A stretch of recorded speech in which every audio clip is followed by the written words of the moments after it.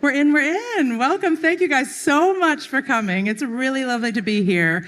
So I'm sure you're thinking, what is this brand gravity? Am I just sort of flying down a tunnel? Where is my brand going? And I think what we've seen in the last few years is that brands used to be able to gain or even to buy scale. We used to be able to make sure that we're present and we have awareness all the time so we can drive people down a linear funnel. But that old solar system is gone. We're living in a new era where you need to have signals all across the digital universe so that you are relevant emotionally and you're discoverable by the machines that actually help humans make decisions. So to unpack this new world, I've got two really amazing guests. So again, my name is Meredith Smith. I work for SAMY. We're a global social first agency that makes brands matter. I am joined by Karthik Suri. You are the chief both product and corporate strategy officer. So you got a lot of homework, I would imagine, from Sprinklr. Really pleased to have you here. And I'm also joined by Olivia Kirby, our Unilever Foods Integrated Demand Generation Director. So making the demand happen. That's it. So welcome, welcome. Thank you both for joining us. Thank you. We're keeping cool, but we're going to have some hot ideas, so prepare yourself. So I think first, before we talk about how to achieve this brand gravity, relevance, and discoverability, I want to talk a little bit about where and how to be relevant and discoverable. So in your view, how has the customer journey changed over the last few years? Olivia, what have you been seeing? I love the title of this session around brand gravity because it really gets my imagination going. And we have been briefed to keep the energy up. So if we want to throw in some fruity language, we're allowed to. Oh, yes. Brand gravity is fully about earning the interest of the consumer that they want to be drawn to you. No fucking about with being just polite, relevance, culture, that space. You have to be interesting enough for them to sustain being drawn towards you. And that is the challenge, and that's what we're doing. And then because we talk about the interest algorithm, we talk about cultural relevance, cultural noise. These phrases we're going to all hear 20,000 times this week. You have to sustain it and you have to mean it. And so relevance in this space is really key to that for me. And I find it really an exciting bit. And the consumer journey, why this has happened, why the job of relevance isn't the way it was 10 years ago. It's multiple things. It's the interest algorithm, we all know very well, cannot be overlooked. Secondly, prior to that, it's the bifurcation of various digital devices across the family dynamic. It was only a generation or two before mobile phones started at 20. They're now at sort of 6. So you have a household of 4 people who are watching on 4, 5, 6 different devices. And then within that, they're watching 4 or 5 different platforms. And they're in 6 or 7 different cohorts the algorithm is directed towards that.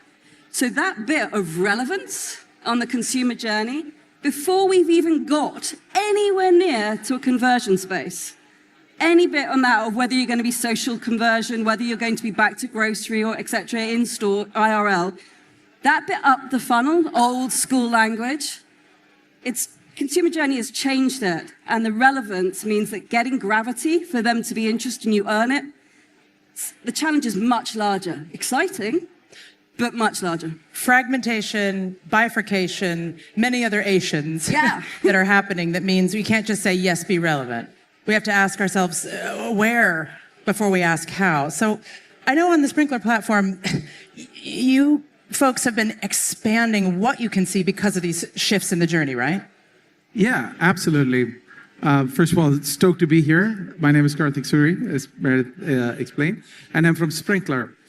And before we dive into the ethos of brand gravity, I want to re-emphasize one point, that behind every brand voice is a human. Mm-hmm. And the human that wants to be listened to, the human that wants to be validated, and the human that wants to have not an episodal or a transactional relationship, but that is much more longevity with a given brand. So this starts with that person either in the discovery or a purchase journey, or when they engage with a product or a service or a brand, or when they need care, they get the care at the right time. But to your point, Meredith, this has to like transcend just from one interaction or one channel. It has to be omni-channel, meeting that person, that human, where they are and what they wish to do there.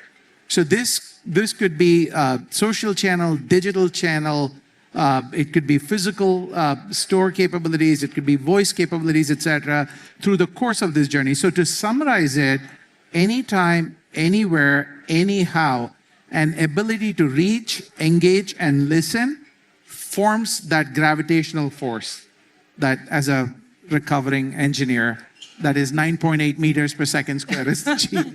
So that is what we want to give through reach, engage, and listen.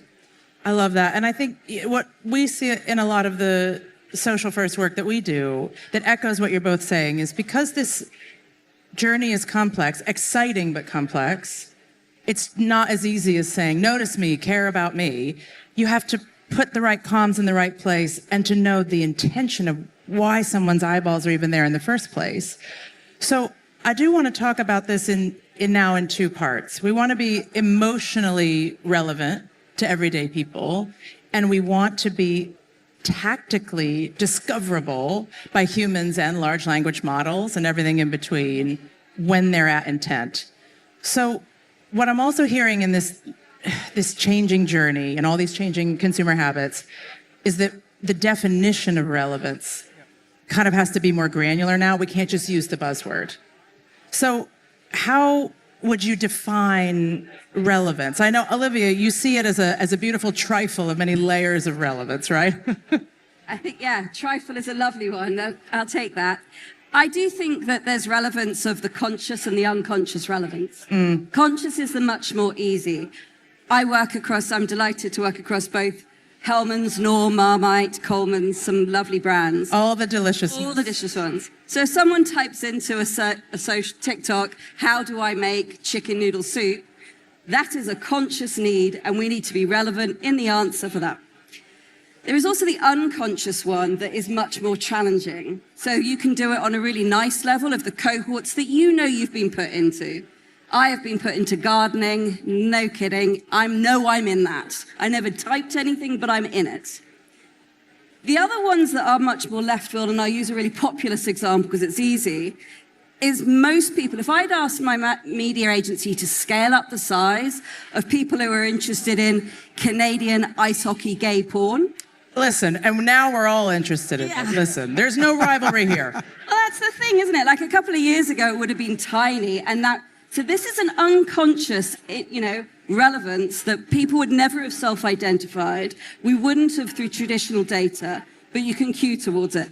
But it comes back, and we've chatted about it, Karthik, of the true human needs, because those haven't changed. So whether people are interested in love stories, romance, enemies to lovers, of course they are. It's not a shock. So I think for me, going more practically, we really try and do with Sprinklr, look at and identify the conscious, our presence within that, the amount of content we're delivering, and in LLM as well in that space, and then the unconscious, the assumed unconscious, and that rapid experimentation, because that's new cohort space. So basically conscious, cohorts you know, unconscious is cohorts you're experimenting for, and you've got to be fast, because it's much more like digging for gold.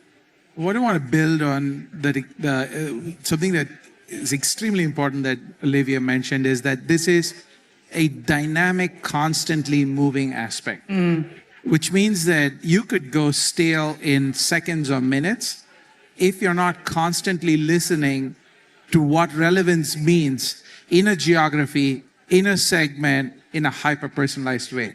So which makes listening both structured, unstructured, solicited, unsolicited, any combination of this, that listening becomes paramount for you to have an understanding of what's popular, what's relevant, what's zeitgeist, and what is actually going to trigger an action. So like I have 2 teenage boys, I call them screenagers. What's relevant to them is very different than lack of hair care products that I get relevance to. So consistently, absolutely listening at any given moment and converting that signal, that insight to action is where the magic is in terms of relevance. And Karthik on that, because we've chatted about that quite a bit. You've got Reddit, TikTok, YouTube Shorts. So we get into huge numbers of platforms, plus the retail platforms, plus the cohorts, plus the timeframes. Everybody that we meet this week will talk about the importance of listening, relevance. But actually, practically, to digest that amount of data, to find the bit that is of interest, is still routinely left outside of the senior team. So it will be with agencies, it will be junior team members, and we will talk the talk of social listening. But actually, if you're not doing it frequently and you're in some of that detail, that gold you're leaving to other people. So you have to find the balance of be involved in some of that data, don't drown in that data. And I think that's where the AI part brings 100%. the humanity. Ironically, I know, the AI can help bring the humanity to find you that space.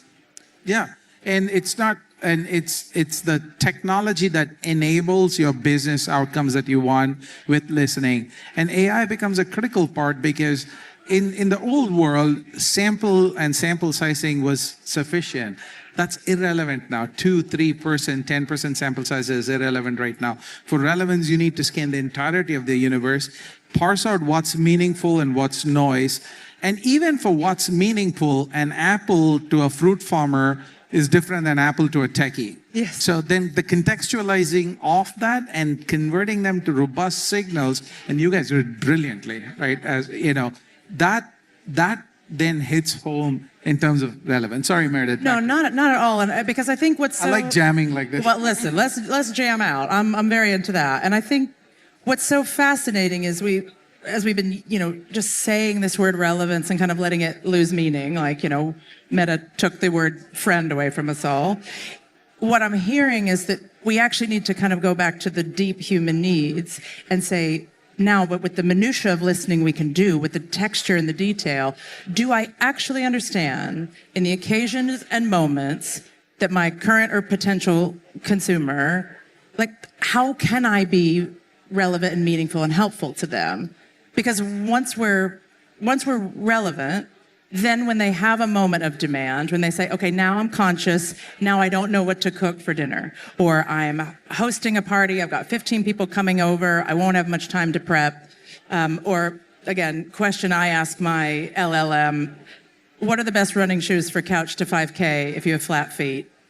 So when we want our brands to be discoverable, we don't just need to know the culture and the life of our consumer, we need to know more about their search and their hunt. So how are you thinking about tracking and listening, but also shaping so that you match your brand to the questions people are asking? That's a great It was a point. very long question, apologies. Actually, it's an extremely relevant one. And in several senses, the answer is in the question that discovery is now moving. Discovery is always constantly shifted, right? Like from search to social, etc. It's moving into a medium right now that is more all-encompassing, which is LLMs. Yes. Right? The foundational models is a big source of discovery right now. But what's different here is that it is a superset of everything else out there.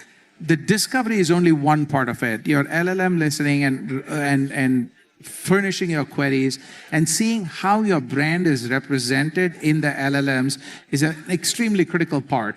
But that's the what. Then you have to go to the so what and the now what.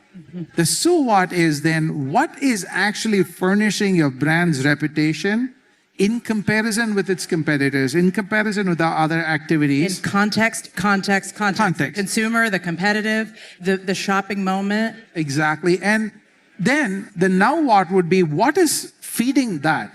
So what are the quotations? What are the explainability? And then how can you use that to go influence how you're perceived in a manner that is most resonant to the person who's discovering you in an LLM is a huge part of this whole GEO movement.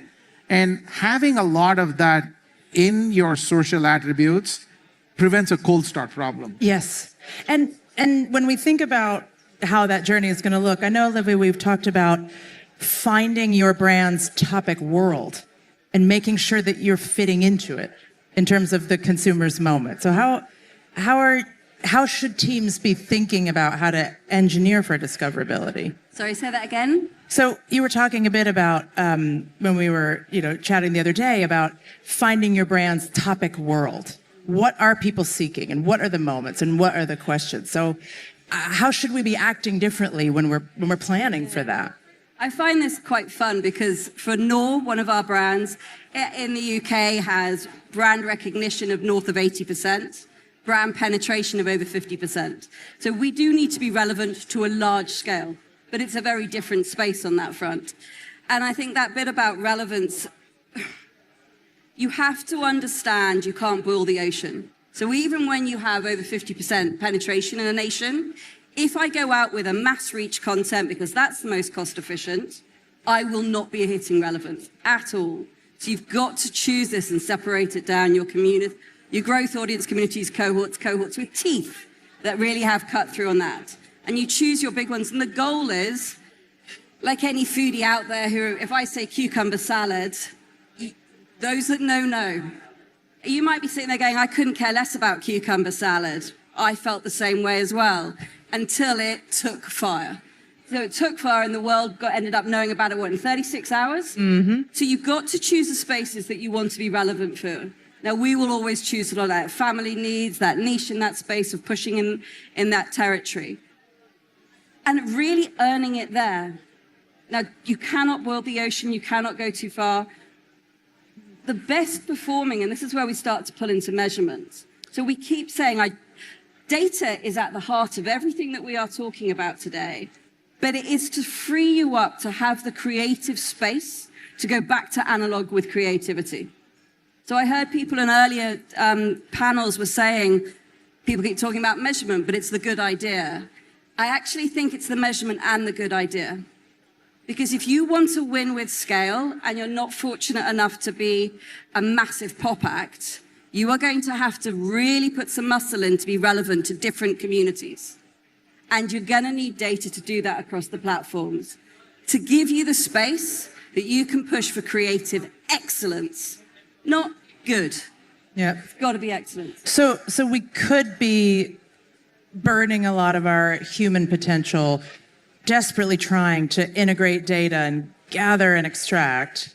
But it sounds like, indeed, that's where automation to allow us to be properly human, to do this. Insight. To debate insight. We debated insight for weeks.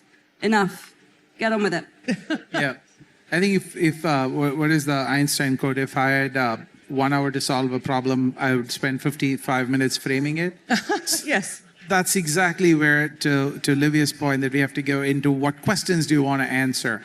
Because in today's world, chasing data manually and compiling it and aggregating and curating it has to be completely autonomous through a single system of experience, a system of engagement, a system of record, bring it all together. The harder part is the human intelligence on what is my business strategy, where do I want to go, how do I want my audience to react, what is most relevant to them. So eye on the ball versus eye on the score, and then define and deliver your scoreboard to where you want to head as a business strategy. So data curation and aggregation and having all of that, we have to demand, and I'm speaking this as a vendor, maybe I'm going to regret saying this, demand this out of your vendors right now, because that has to be, and it cannot be just descriptive. It has to be descriptive, it has to be inquisitive, it has to be predictive, all in your fingertips. And to come back, the two of us together to answer your question, Meredith, the obsession goes, what are the questions your consumers are asking?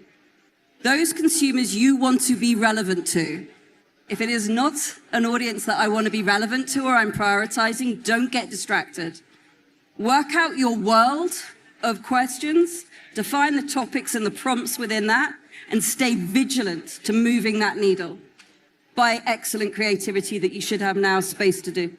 And I think what that allows us to do, that really discerning and saying what I'm going to care about and what I'm not, and that laser focus, it means you can still discover net new. But also when you put your brand or your team and your categories filter, these queries that you're asking, it means you're not flattening the data. You're not getting general insights. You're getting the juice. You're getting what you need. Hyper-personalized. Hyper-personalized is is the fodder we need to be really creative. Absolutely. And it's incredible. We all know it for cultural relevance that we're talking about now, but it's those answers, that content, how often it is cited and repeated with people sharing, will end up being pulled by the LLMs. And the agentic commerce that is estimated 4 or 5 years to be about 12% of the grocery business. If you don't do this, and you're in you're relying on grocery retailers, your market share will drop. You will be invisible to consumers. Well, if you're not in the answer, you're not in the basket. Correct. That's a t-shirt I'd wear. If you're not in the answer, you're not in the basket. And a more extreme version of that is if there is misinformation. Yep.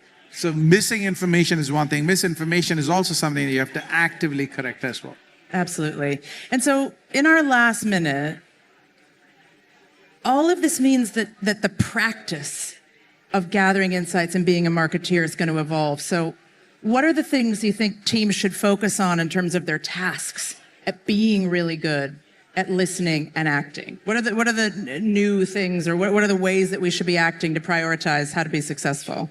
Yeah, I'll go at it first. First and foremost, your listening has to be real time and multimodal.